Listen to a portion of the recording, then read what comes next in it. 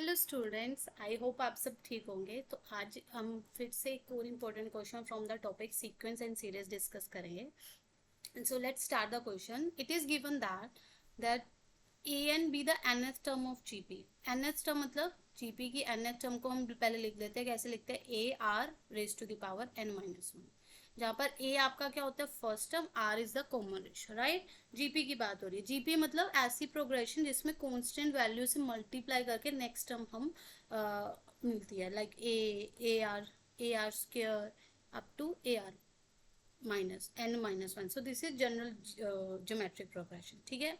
अब कंडीशन जो गिवन है उसका देखते हैं क्या गिवन है। पहले गिवन है summation n from 1 to 100 a 2n+1 is 200, ठीक है।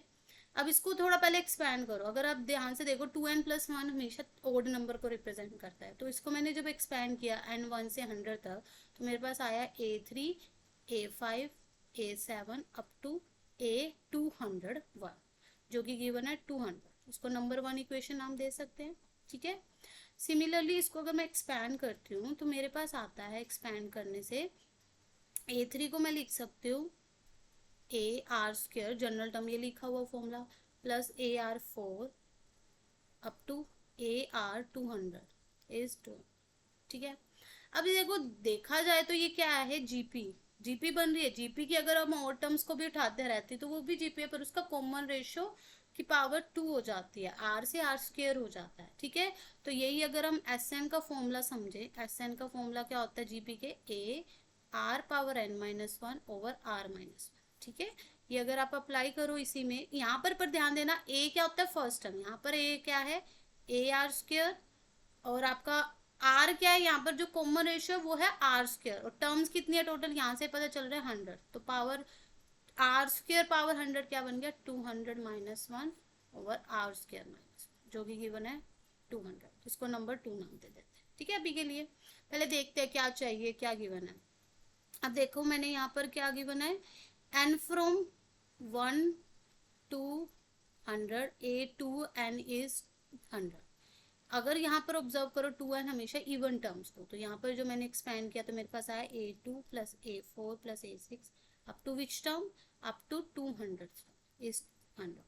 इसको नंबर 3 नाम देते हैं फिलहाल, ठीक है। अगर मैं देखूं कि जो मेरा ये बन रहा है a2, तो उसको भी मैं एक्सपेंड कर सकती हूँ, a r cube AR5 up to AR, क्या बन गया, एक सेकेंड, इसको भी थोड़ा इधर लिख देते हैं, ठीक है।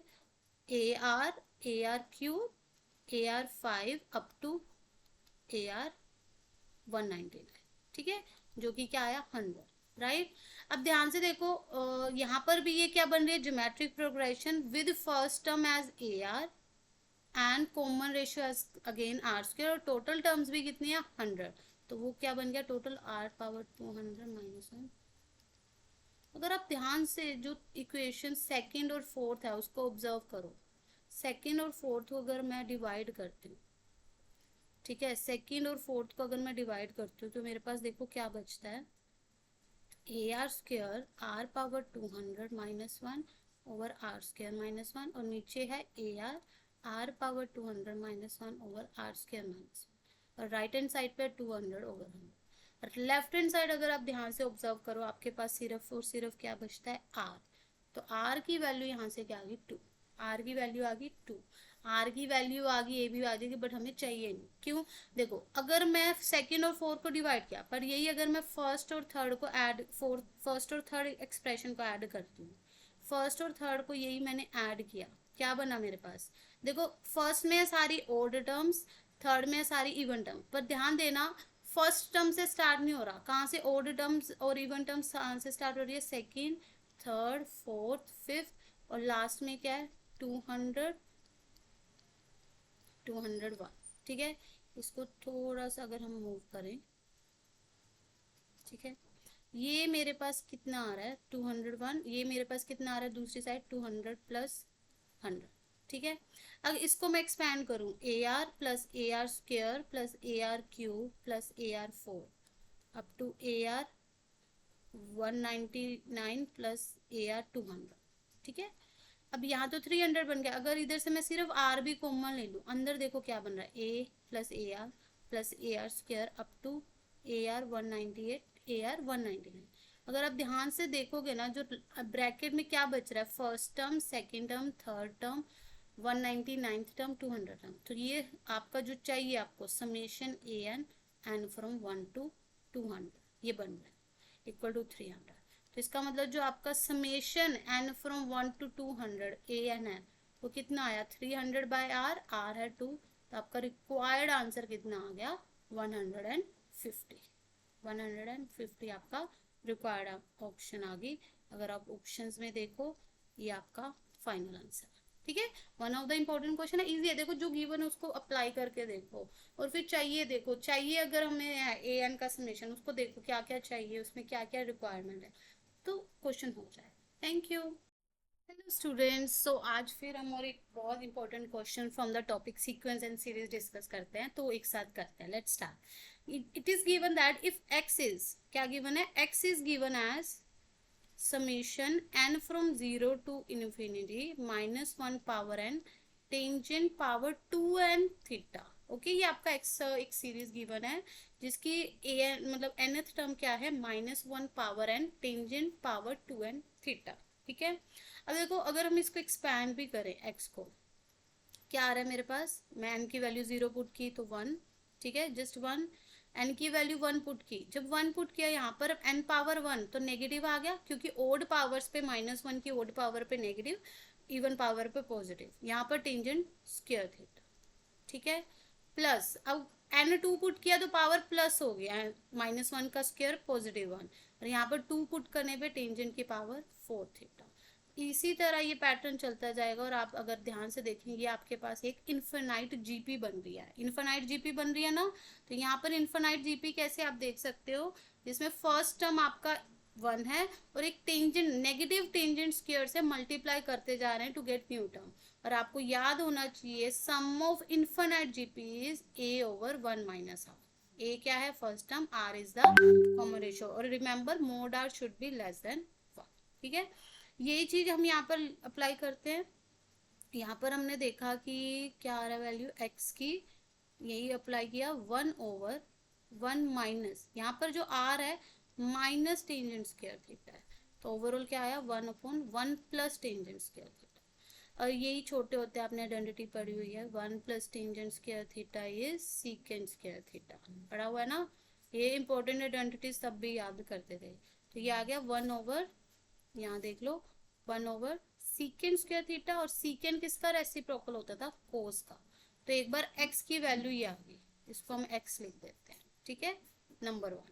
अब दूसरी एक्सपेंशन भी देख लो, क्या गिवन है, y क्या गिवन है, summation n from 0 to infinity cos power 2n theta. यहाँ पर -1 की ऐसे कुछ पावर गिवन है, और थीटा आप देख सकते हो 0 से π/4 के बीच में या 45 के बीच में। इसको भी एक्सपैंड किया, यहाँ पर y क्या आ गया, 1 पुट किया, कोस को 0 पुट किया, n को 0 तो 1 पुट किया कोस स्क्वायर थीटा, इसी तरह पुट करते रहोगे, आपके पास भी एक इन्फिनाइट जीपी आ गया।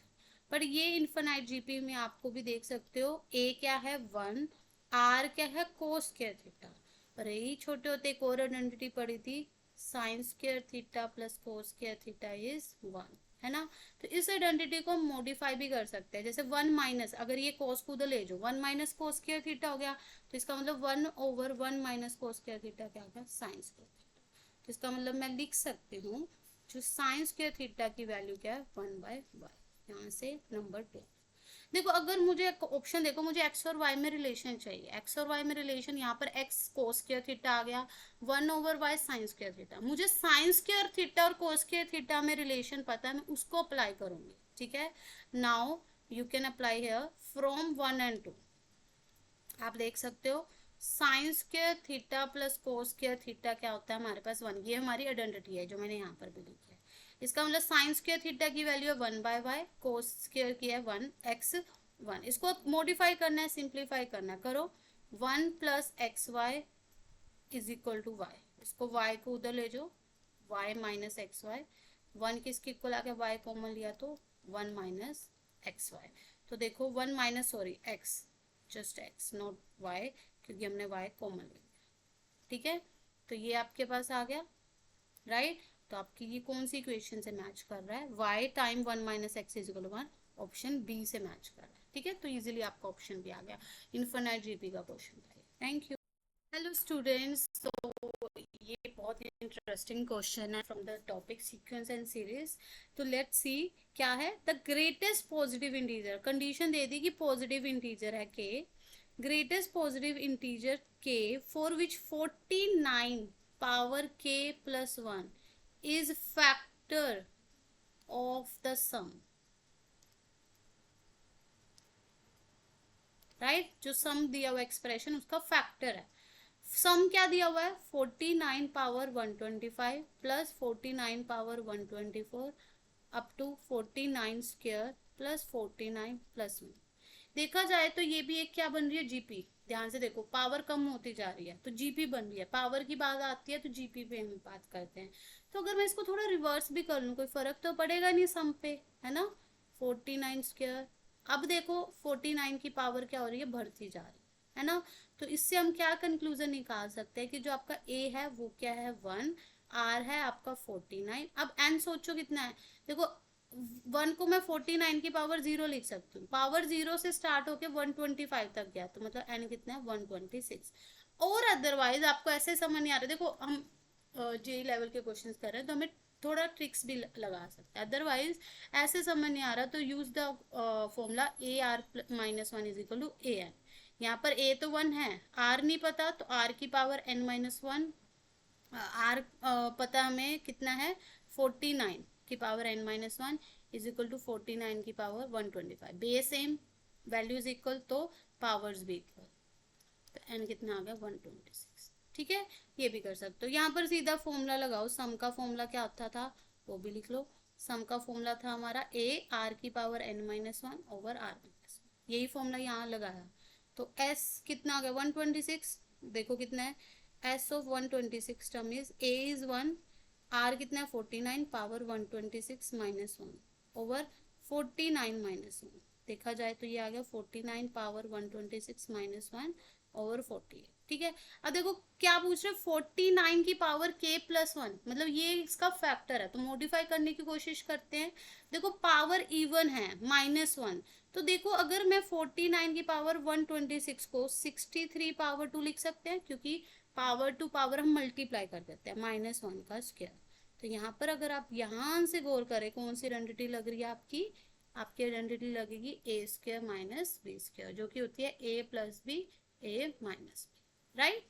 तो ये अप्लाई करी तो आपके पास आया 49। अब देखो ए क्या है 49 की पावर 63, 49 की पावर 63, एक सेकेंड कुछ, एक सेकेंड मैं यहाँ लिख देती हूँ, ठीक है, यहाँ लिख देते हैं 49 की पावर 63 प्लस 1 टाइम्स 49 की पावर 63 माइनस 1, यहाँ पर आ गया 40। देखो इसको आगे एक्सपेंड नहीं कर सकते क्योंकि पावर अब ओड है, तो एक चीज चाहिए थी के, ये एक फैक्टर है, इस तरह का कोई फैक्टर है तो हम कंक्लूजन यहाँ से निकाल सकते हैं कि आपका के क्या है 63, जो कि ऑप्शन में भी है, आपका आंसर आ गया 63, ठीक है। So that's very interesting question, tried bye. Hello students, so let's start new question, that is let a1 a2 a3 be a gp such that a1 is negative, a1 negative means first term is negative, ठीक है, कि a1 a2 a3 एक gp की term है जिसमें first term negative होना चाहिए। Given क्या है a1 प्लस a2, क्या गिवन है a1 plus a2 is equal to 4। देखो अगर आप जनरल फॉर्मूला देखो nth टर्म को हम लिख सकते हैं a r power n minus, उसी को यहाँ अप्लाई करा तो a1 तो मेरे पास कितना आया a2 कितना आया a r विच इज 4। तो इसको अगर मैं सिंप्लीफाई करूँ 1 plus r is equal to 4, number 1, ठीक है। सिमिलरली सेकेंड कंडीशन क्या दे दी a3 प्लस a4, ये मेरी फर्स्ट कंडीशन है, सेकेंड है also a3 plus a4 is 16, a3 बच्चे वही सेम उससे a r square a4 a r cube is equal to 16, यहाँ से मैं a और r स्क्र दोनों कॉमन ले सकती हूँ, ठीक है। अगर आप अब इक्वेशन 1 और इक्वेशन 2 को ऑब्जर्व करें कुछ सिमिलैरिटी, ठीक है। सो डिवाइड 2 विद 1, 2 क्या है a r square 1 plus r over a 1 plus r, इधर राइट हैंड साइड में क्या हो जाएगा 16, ये कैंसिल हो गया, ए से ए कैंसिल हो गया, बचा क्या आर स्क्वायर, और राइट हैंड साइड में 6/4 16/4 इज 4। तो आर आपके पास आ गया +-2, आर की वैल्यू 2 आ गई। अगर आर की देखो दोनों ले सकते, कोई रिस्ट्रिक्शन नहीं है अभी तक आर पे। रिस्ट्रिक्शन किस पे है अभी तक, A1 पे रिस्ट्रिक्शन है। तो अब देखो आर की तो 2 वैल्यू आ गई, अब इसी से मैं ए की निकालती हूँ, इसमें पुट करके, किसमें फर्स्ट में पुट कर लो चाहे, तो a इंटू ए क्या हो गया 4/1 + r, है ना। तो अगर मेरा r 2 हुआ तो मेरा a कितना आया 4/1 + 2 दैट इज 4/3। देखो कंडीशन पहले ही दे दी थी कि a1 जो है नेगेटिव होना चाहिए, तो ये क्या हो गया रिजेक्ट, ठीक है। Now for r is equal to -2, मेरा a आया 4/1 - 2 दैट इज -4। तो मेरा r जो मैंने a लेना है वो -4 लेना है, ठीक है, 4/3। अब देखो क्वेश्चन में पूछा क्या गया, if summation i from 1 to 9 ai is 4 lambda, मतलब ai मतलब ऐसी टर्म कौन सी, a1 a2 up to a9 terms का सम 4 लैम्डा दिया हुआ है, तो लैम्डा की वैल्यू क्या आएगी। तो इसके लिए आप देखो ये 9 टर्म्स क्या है, जीपी की सम टर्म्स ही हैं। तो जीपी के सम का फॉर्मूला अगर आप यहाँ अप्लाई करो, सम लिख लेते हैं a r⁻n−1/r−1, ठीक है, ये सम का फॉर्मूला है, अप्लाई करो। a1 क्या है a, ठीक है, वही ए आर वही लगाएंगे, r⁻n−1, मैं यहाँ लिख देती हूँ a r⁻n9−1 और r-1, ठीक है। तो मैम ने कौन सा सिनेरियो लिया, ये वाला सिनेरियो हमने क्या कर दिया, कैंसिल कर दिया, क्योंकि कंडीशन वेरीफाई नहीं हो रहा, ये वाला लिया है। तो इसका मतलब हमारा r क्या है -2, a क्या है -4, ठीक है, इसको मैं दोबारा लिख देती हूँ, यहाँ लिख देते हैं, ठीक है। तो इक्वल टू 4 लैम्डा से बाद में कंपेयर करेंगे, इक्वल टू a की वैल्यू अब है -4 टाइम -2⁻9 -1 ओवर कितना है r कितना है -2 -1, तो ओवरऑल कितना आ गया -4/-3 टाइम। देखो -2 की पावर 9, बेस नेगेटिव है और पावर भी ओड है, तो आंसर नेगेटिव आएगा। और ये ध्यान रखिए क्या होता है आपका जो पावर 9 होती है, 2 की पावर 9 बेसिकली कितना होता है 512, तो -512 -1, तो ओवरऑल बन गया, ये तो कैंसिल हो गए, 4/3 मल्टीप्लाई बाय -513।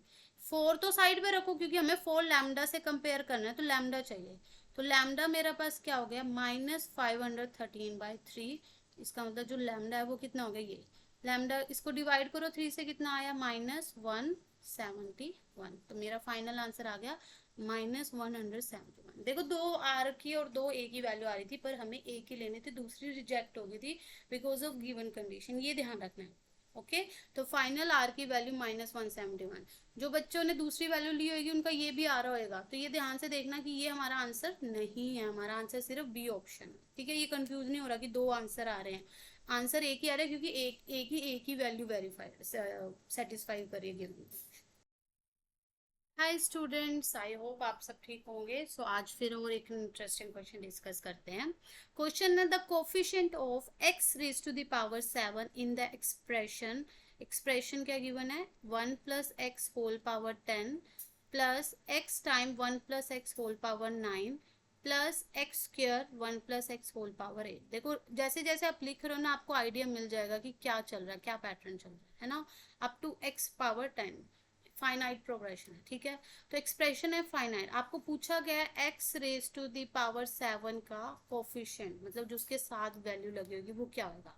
तो उसके लिए हमें इसको थोड़ा सिंप्लीफाई करना है, ऐसे तो एक्सपेंशन को नहीं सकते, बट अगर आप ध्यान से देखो 1 + x है और x है, 1 + x की पावर कॉन्टिन्यूसली डिक्रीज हो जा रही है, एक एक पावर कम हो रही है बाय नेक्स्ट टर्म, और x की पावर एक एक बढ़ते जा रहा है। तो इससे आप कंक्लूजन निकाल सकते हैं, it is an GP with a आपका क्या है 1 + x⁻10, आर आपका देखो ध्यान से देखो x की पावर बढ़ रही है तो मल्टीप्लाई कर रहे हैं तो ऊपर, पर 1 + x की पावर कम हो रही है तो नीचे। और एन भी अगर आप ध्यान से देखो x की पावर यहाँ पर 0 है ना, अगर कुछ नहीं है तो 0 1 2 और कहाँ तक गई 10 तक, 0 से 10 अगर आप देखें तो एन आपका क्या आ गया 11, ठीक है। बेसिकली अगर आप इसको एक्सपेंशन को जो एक्सप्रेशन है उसको सिंप्लीफाई करें तब हम बात कर सकते हैं x⁻7। तो बेसिकली हमें क्या निकालना है S11। तो उससे पहले Sn का फॉर्मूला यहाँ पर लिख देते हैं। इसके दो फॉर्मूले भी हो सकते हैं, इसको इस तरह भी लिख सकते हैं, डिपेंड करता है R1 से बड़ा है या R1 से छोटा है, वैसे यूज कर सकते हैं अकॉर्डिंग। ठीक है, यही फॉर्मूला अप्लाई किया तो ध्यान से करना क्योंकि थोड़ा टर्म्स वैसे हैं। देखो यहाँ पर लिखा हुआ है 1+x⁻10, 1 माइनस आर है x/1+x⁻11। ठीक है, और नीचे आपका 1 - r है x/1+x। ठीक है, अब इसको थोड़ा एक्सपैंड करते हैं। अभी पहले इसको सिंप्लीफाई करेंगे फिर x⁻7 देखते हैं। ऊपर तो इसको अभी एज इट इज रहने देते हैं। अंदर देखो, अंदर हम पावर अलग अलग कर सकते हैं। ठीक है ना, पावर अलग अलग कर दी तो ये पावर उसके एलसीएम ले लेंगे बाद में। चलो स्टेप बाय स्टेप कर लेते हैं। इधर हमने क्या किया, एक्सपैंड, एलसीएम लिया 1+x - x और 1+x। ठीक है, अब ये जो पावर है, अब यहाँ पर क्या हुआ, इसके बाद ये जो पावर एलसीएम यहाँ पर 1 है, ऊपर जा सकती है, क्या बना 1+x⁻11 - x⁻11। ठीक है, और जो ये वाली वैल्यू थी जो डिनोमिनेटर था वो नीचे आ जाएगा एज 1+x⁻11। ठीक है, देखा जाए तो यहाँ पर ही आपको ये दिख रहा है, ये कैंसिल हो गया, ये क्या बना 1/1+x। ठीक है, ये देखो यहाँ से ये अगर ओवरऑल देखो ये 11, ये फैक्टर एक कम हुआ, ये 10 हुआ, ये पूरा ही फैक्टर खत्म हुआ। तो ओवरऑल आपके पास सिर्फ बचा 1+x⁻11 - x⁻11। देखो जो x की पावर 7 है उसका इससे तो कोई रोल नहीं है, बट x की पावर 7 कहाँ से आ सकते हैं, यहाँ से आ सकते हैं। तो अब ध्यान से देखो, अगर आपने सुना 1+x⁻n को एक्सपैंड कैसे करते हैं, उसके कोफिशिएंट्स देखें तो वो कैसे लिखते हैं, c0 + c1x + c2x² + c3x³ up to cnx की पावर n। इसका मतलब जो कोफिशिएंट ऑफ x की पावर 7 क्या होता है, 11c7। वो आप फैक्टोरियल सोल्व करो, 11c7 तो सोल्व करना आता ही है। अगर आप चाहो तो 11 factorial over 7 factorial over 4 factorial, मतलब एनसीआर का फॉर्मूला क्या होता है, n factorial over r factorial into n minus r factorial. यहाँ लिख देते हैं थोड़ा स्पेस के अकॉर्डिंग, ये जगह थोड़ा, ठीक है, फॉर्मूला ध्यान से यूज कर लेना। अब इसको एक्सपैंड करो, देखो एक्सपैंड करने का तरीका है, जो पावर नीचे बढ़ी है वहां तक फैक्टोरियल ओपन करो। ठीक है, 7 फैक्टोरियल एज इट इज, 4 को एक्सपैंड करो, 4 3 2 1। तो 7 7 कट, 4 × 2 8 3 3। तो इजीली आपके पास क्या आ गया, 330। आंसर आ गया 330, सामने ही पड़ा अभी ऑप्शन। ठीक है, so that's how you need to do this. यहाँ पर बाइनोमियल भी यूज हुई, आपका जीपी भी यूज हुई।